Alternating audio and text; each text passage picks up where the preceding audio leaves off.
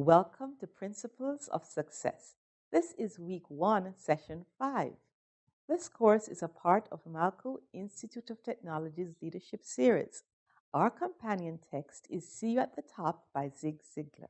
Welcome to Week 1, Session 5. If you cannot love yourself, you will not be able to love anyone else.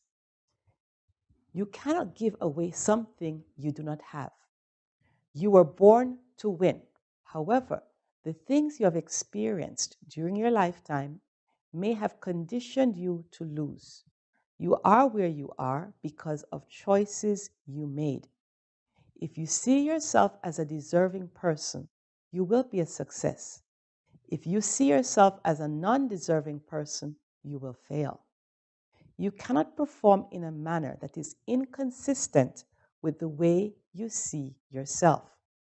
The good news is that these principles of success sessions are designed to give you the motivation, method, and capacity to change.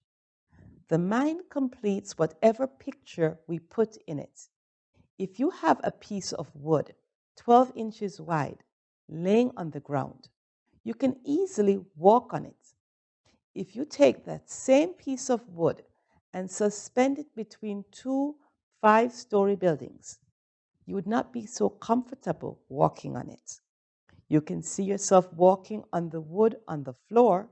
You see yourself falling from the wood that stretched between the buildings. Because your mind completes the picture you paint in it, your fears are real. The successful entrepreneur sees the customer buying the product he is producing.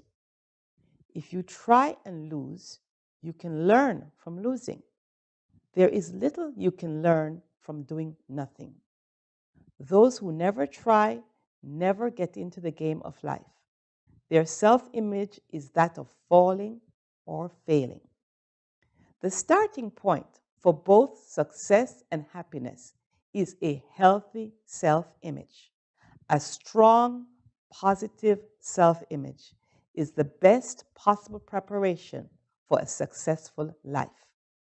Please watch this short video about self-esteem. Visit our website for additional resources and join us next time for Week 2, Session 1. The way we see ourselves has a massive influence on the choices we make. Our confidence to believe in ourselves and the way we think we look to others.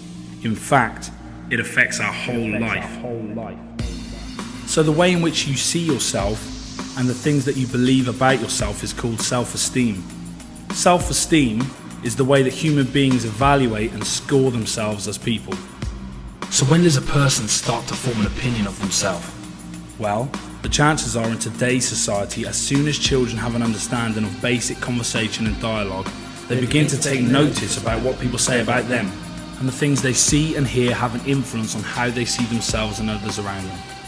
Children watching TV are witness to adult advertising which constantly projects images of what society defines as beautiful. So let's take a look at how what someone says to you as a child has an impact on the way that you behave as a young person and later as an adult. When I was around the age of 7, a conversation I had with a teacher left me feeling demoralized and embarrassed. So for the rest of my educational experience and early adulthood, I had a complex around speaking in public. Almost 12 years later, this conversation has only recently stopped having an effect on the way that I evaluate myself and my ability. Sometimes the most naturally beautiful people see themselves as ugly, because as children, people laughed at them and made fun of the way they looked. At the moment, in societies all across the world, people are trying to change the way they look because of an ingrained belief that they as an individual don't look good enough or meet the standards that society places on them.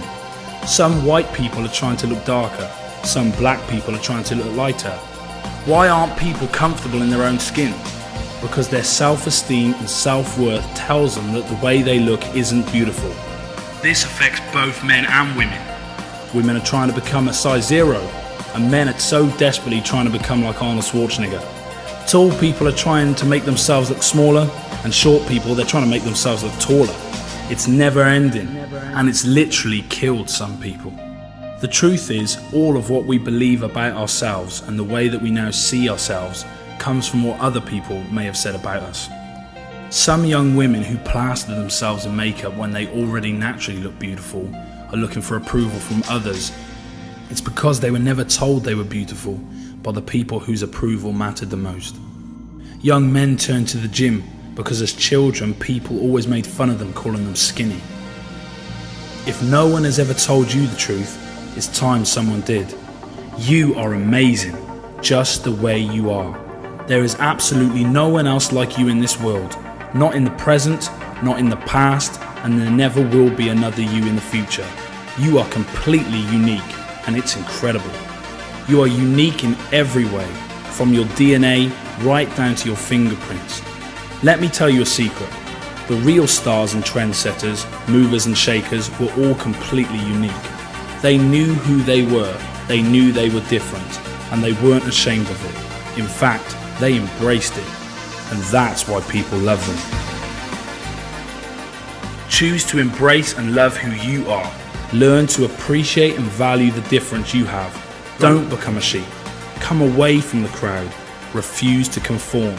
Remember, just because someone has an opinion about you, sometimes it's just their opinion.